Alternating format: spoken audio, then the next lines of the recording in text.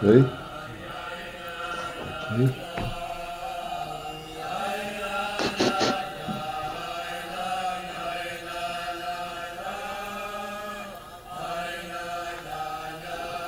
Okay, I said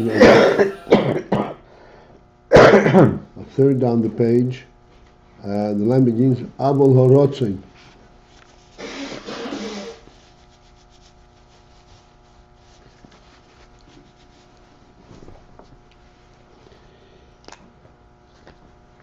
So as we discussed yesterday, and this is an endless kind of discussion, the concept, the principle of Rotzoin.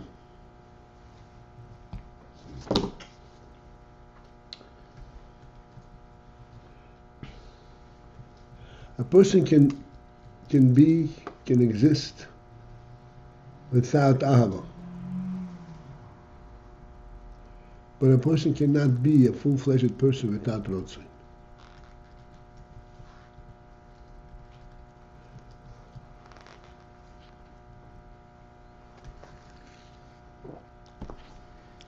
Ratzon would be the will. What? Ratzon would be the will of Hashem instigated in the neshama. Could it be defined like that? You're speaking in terms of how we get the Rotzen, how we get the will. Yeah.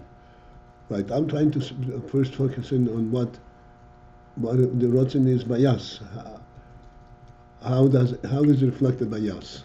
Where we got it from is a separate issue. Okay. So it's two different facets of Ratzon. Well, Rotzen, as we spoke, Rotzen is not reflective of any kind of realization, of identifying qualities in anything. Okay. It is something which is a direct result of the fact that we are alive.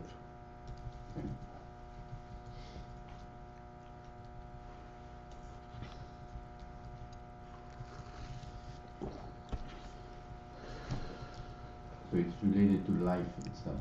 What? It's related to life itself.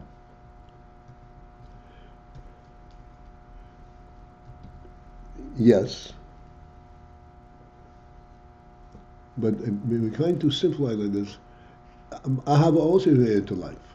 A lifeless person does not have ahava. Okay. All right.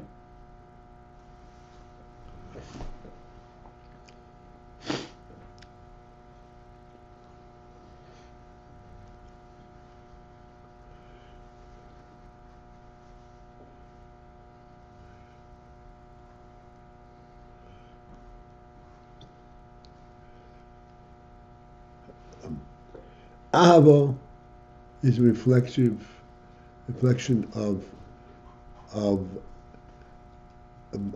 a personal experience, both on the part of the lover and the part of the beloved. The beloved has some kind of quality or some kind of a special relationship to the lover. As a result of that, the lover is aroused with an ahava to him. Whereas in Rotzoin,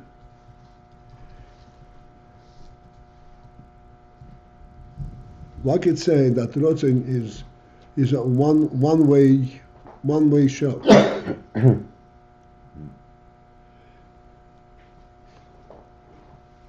Although clearly it is not one-way show. In terms of a show, in terms of activity, in terms of experience, it is one way. He wants that reality. That reality does not come back, does not show anything from it to him. It's just its presence, its existence.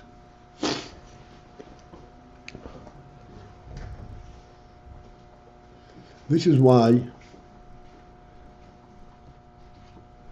we said that in Rotzoin, one relates to what is called the essence, the reality of his being, not to any quality that he possesses, and not to any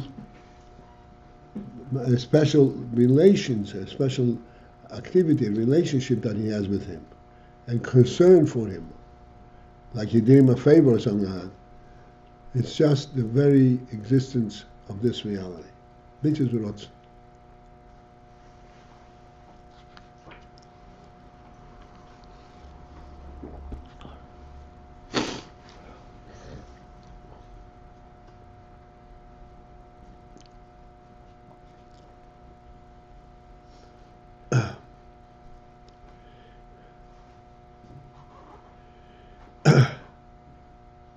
It's a very interesting, it's a phenomenon. On the one hand, it's an activity, it's an action. Rotzen is an active state. On the other hand, you cannot define what the action is about and what arouses it. What are you seeking?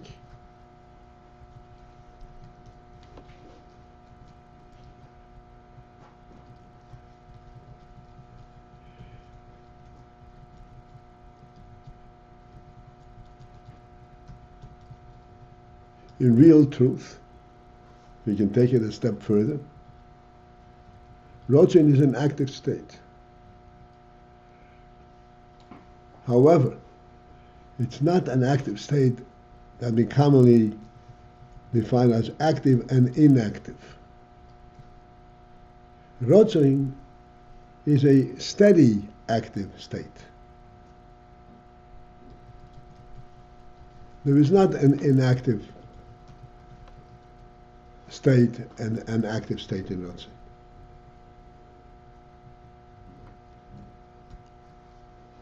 It is reflective of the reality of the person himself, of this thing itself. So as long as he is real, it has a Rotzen.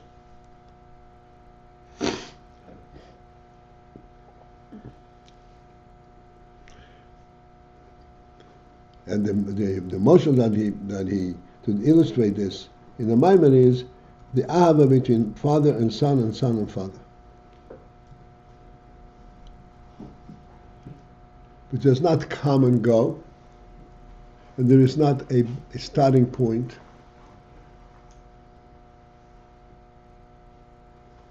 And yet it is an active, proactive state of being.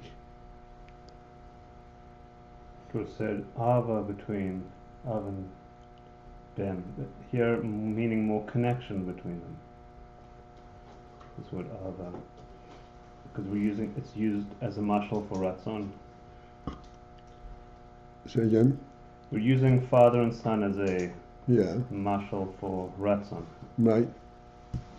But we call it ahava between the father and the son, the love. Right. Go ahead. So at the outset we excluded how we made differentiation between love and Ratzon. Oh. So what we're saying is that this ahava does not have the normal parameters of our ingredients of ahava. It is an ahava, definitely. Uh-huh. But it's an ahava that is aroused, brought forth, and it reflects not what normally ahava reflects a certain quality, but the essence. All right. But there's definitely an ahava there. Yeah. A moment ago we said it's active, but it's a steady active state. That's right. Usually we think of breathing or the way that is with everything a ratzu shuv. That's right. Ahava, active usually implies that there is an inactive state in it. Or back and forth. Yeah. But here this is active, and this active state is a constant. There's not a beginning point where that begins, which means it's not the push-off. What brings it on? Is the father and son also mashal for that steady state? That's what it's trying to say. That's Yeah. what it's saying. Yeah.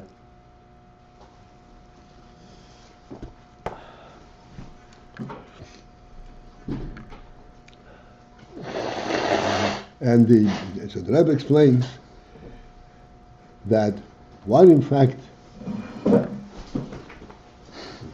is it that transpires between father and son that represents, that comes forth in its active connection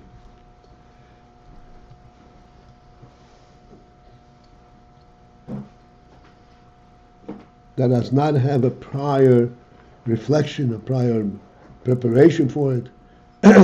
It comes directly from essence to essence.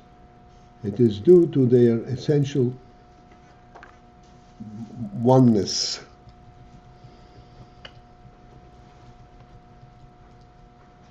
And we explained yesterday that this oneness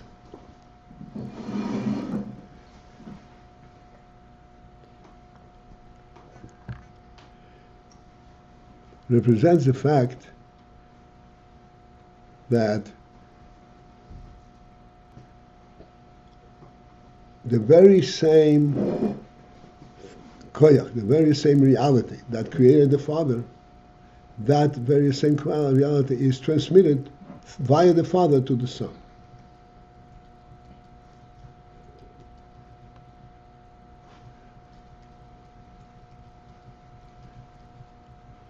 Let me put this, so I can open this treasure box.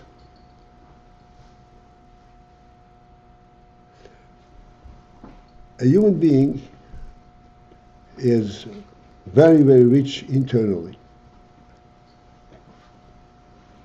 But it does not exist only internally. He actually exists in the general world, in the general reality.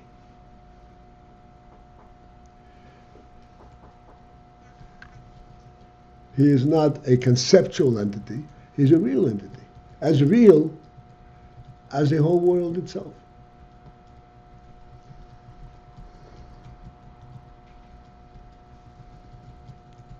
And it is the whole world, this reality, that provides for the being of the human being.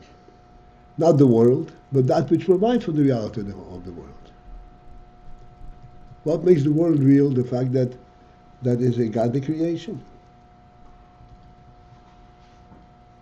And this is true in every individual person.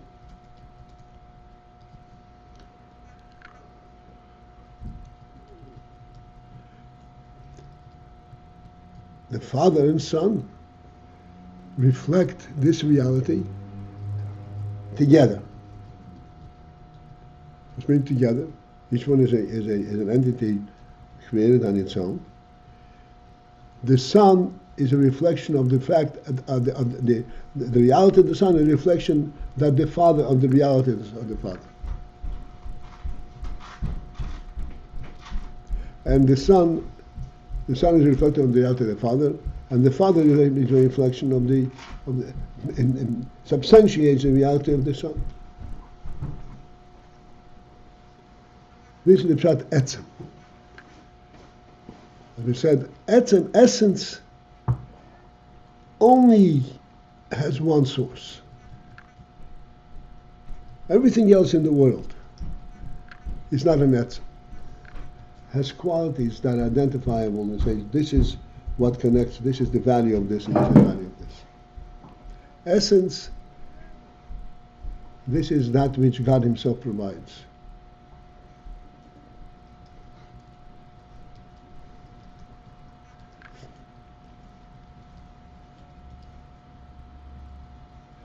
And this is the essence that is reflected in this active state of Ratzon.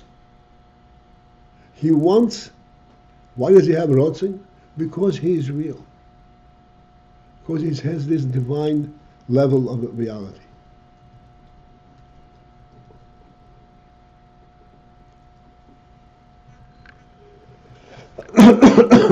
This is why he has the quality of Rotzin. And wherever Rotzin is reflected, it is reflective of that same reality.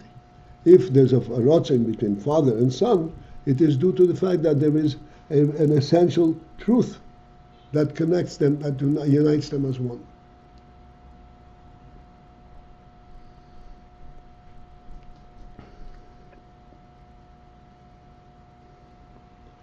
Okay, I think. Okay. So we are on the line that begins with the word Aval HaRotzin, a third down the page, approximately. Prior to this line, the Rebbe explained that Ahava, what we call the midah of Ahava, the measure of Ahava, that which has a specific defined, a specific quality which is called Ahava, Koyach. This Ahava is reflective of a certain quality. And the Ahava between two people is reflective of them appreciating each other in a certain in the qualities that they represent. Their kindness, their goodness, their wisdom, whatever it may be.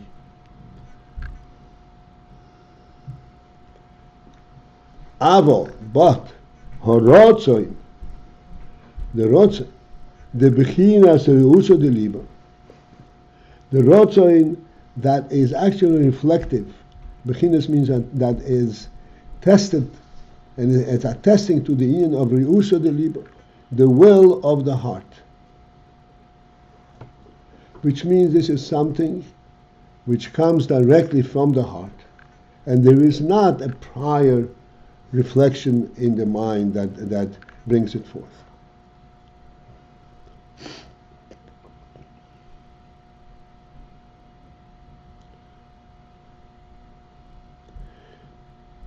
So this Reuso de Liba, Teufes be'atzmus ein soibonu. This Teufes means it relates, it grasps, or it identifies with atzmus ein soib, the etzem of ein soib. Not any particular quality or any particular gift that one received from Milmaila from Hashem, but the very essence of Ein Sof itself. Ukmei shekosuv,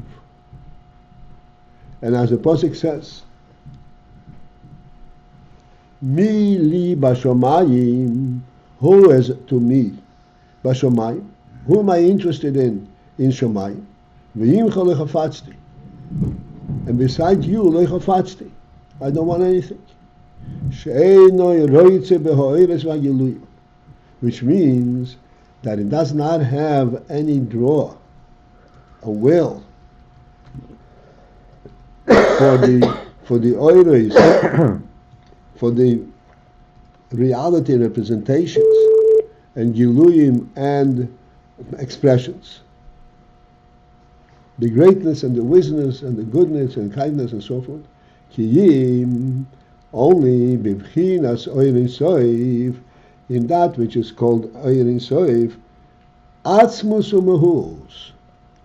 Also, oirin soiv is reflective of atzmus umehus.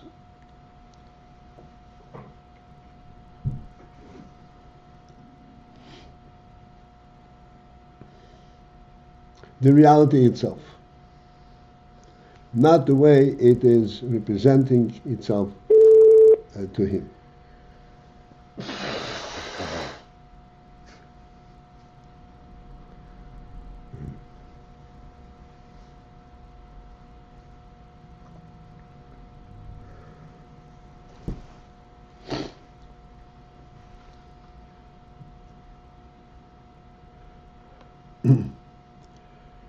Okay, this is, as I said, it's a very elusive topic, very difficult. It can't really grasp it, because Seichel does not have the means by which to fully identify it.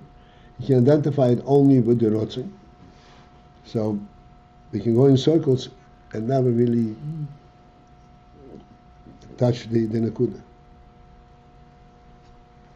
Is that the line starts, "De beginners Ru'usa de Liebe," sounding like Ratzon is associated with Midas or the heart.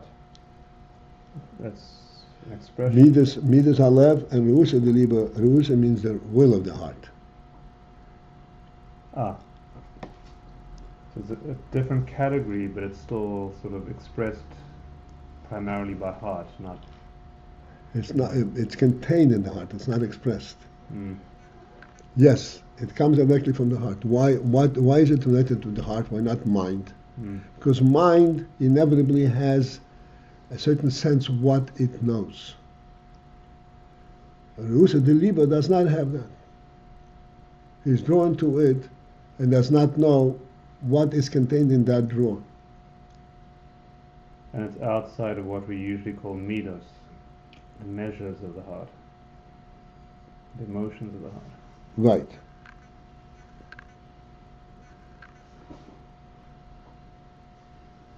Emotions of the heart, this is what's called mido, a measure coming through the heart. But this is the whole heart. Hmm.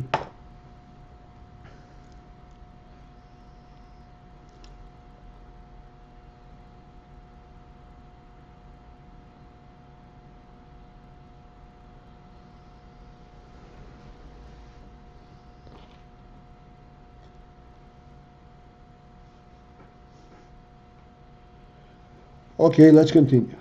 V'lochein, thus, because we say that Rotzen is of a different quality completely than the principle of Midas or Ahava.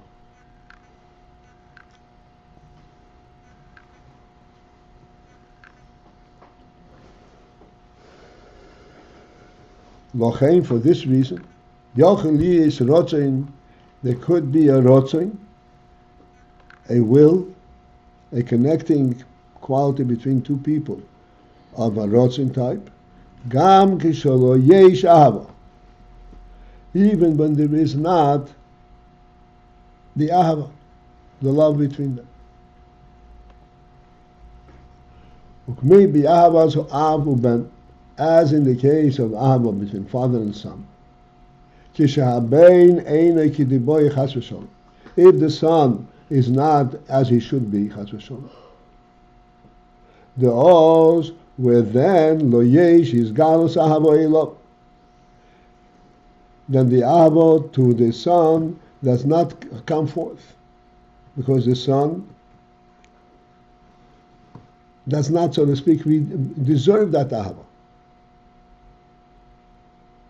How can I love somebody who is not a good person?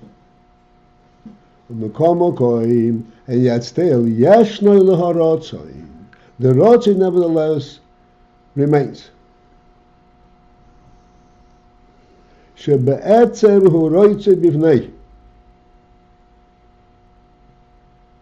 Rotzen remains because in essence he wants his son.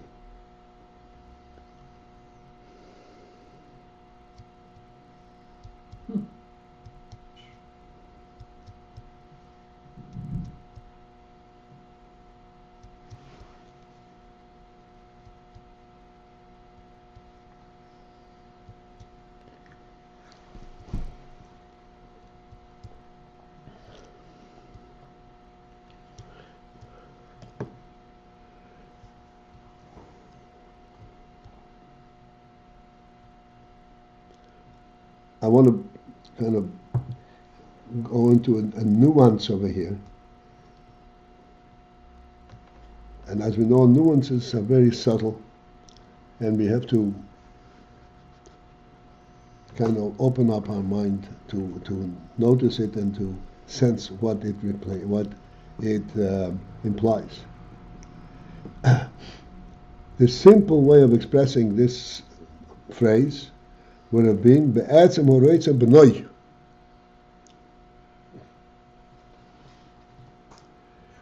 And the Rebbe rather chooses to say Reitze Bivnoi.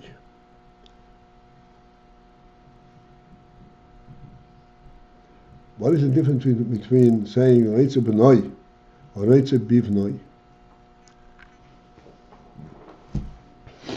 Reitze Bnoi means wanting his son. Bivnoi means, Bivnoi refers to a quality of the son. He wants the son element, not the entity of son, the entity of that person who is his son, but in the essence, in the Bnoi element.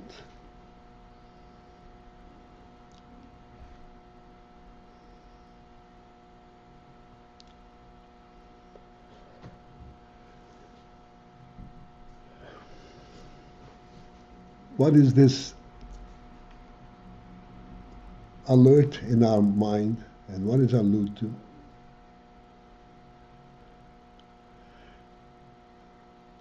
That this Indian that he is drawn to the son, and he wants a son, it is not as the son is a separate and independent entity.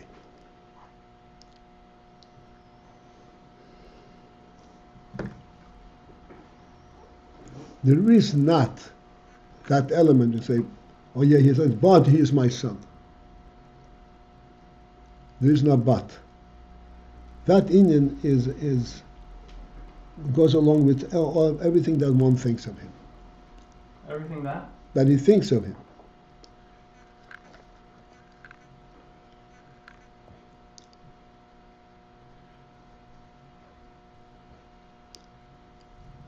Because this Indian, Reitze Bivnoi, he wants in his son, because this Indian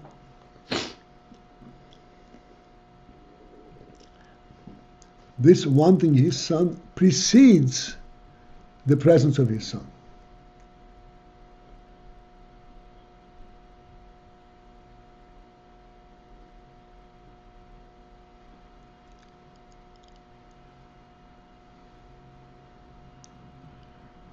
The son, in fact, so to speak, represents that which is inherent in the father of that he wants his son.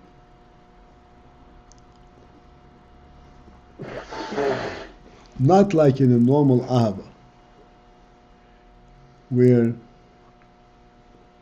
the ahava, the quality that identifying this person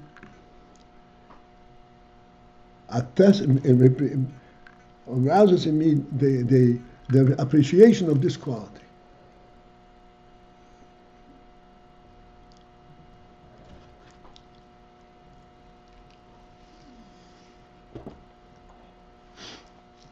Whereas Bnoi, Reitze Bibnoi, he wants this son before he even has a son.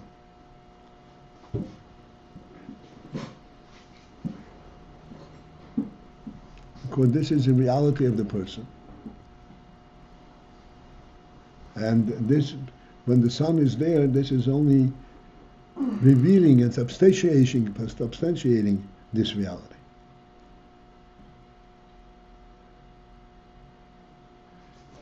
So when we say Reitze Bnoi means he wants this son. Reitze Bivnoi means that which he represents. Let's see what time it is. 13 times. Let me take the 2 minutes that are remaining here.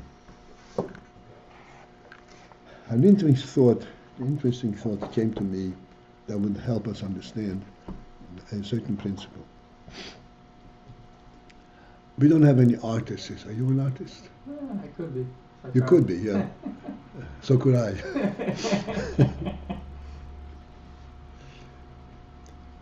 The artist, I once, speak to the artist. The artist wants to render a certain picture that's in his mind on a piece of paper. He will sit there and he will just look at the blank paper. And as he's looking at this blank paper,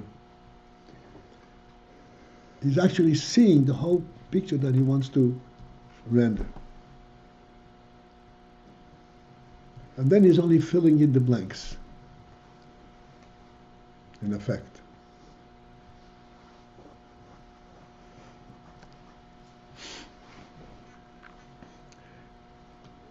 This is the difference between an artist and an ordinary observer. Anybody could see the picture over here. But you see it after the fact. It's there, so it shows itself to you, so you see what there is. The phenomenon of an artist, a true artist, is that he sees before it's there. And it brings what he sees onto the canvas.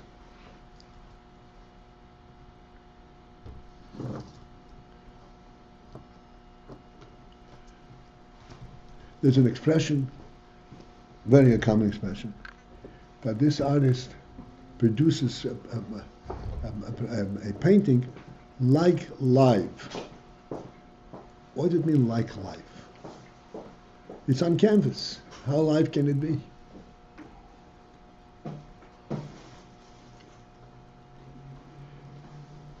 The answer is that yes, it's on canvas, but the canvas is only a means to represent the picture. The picture comes off the canvas because it represents his thought, his projection of what it is, rather than the ability to put it down on the canvas. So when you're looking at this picture, you're looking, it's on canvas, but forget about the canvas. You're seeing it independent of the canvas. That's like life, like something that is real in and of itself. That's a real artist. It's not the paper that enables him to put the picture down. It's a picture, he puts it down on a means to show what he has in his mind. This is the pshat roitze bivnoi. The actual son is only a representative of that which he has in his mind as a reality.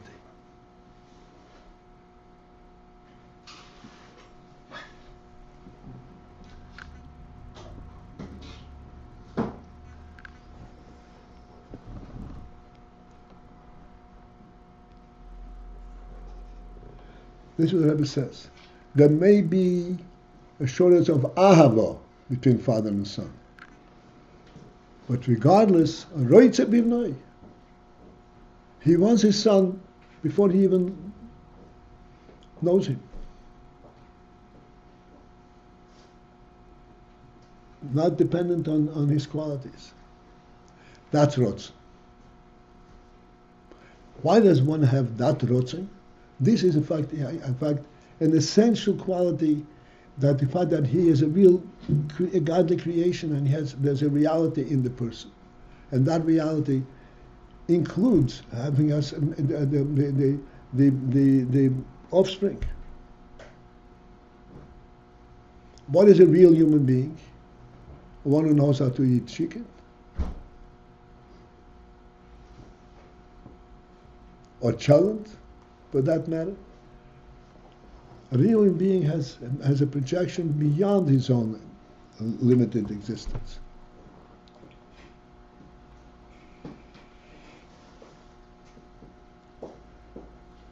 How? Where do you get it from? As a godly creation.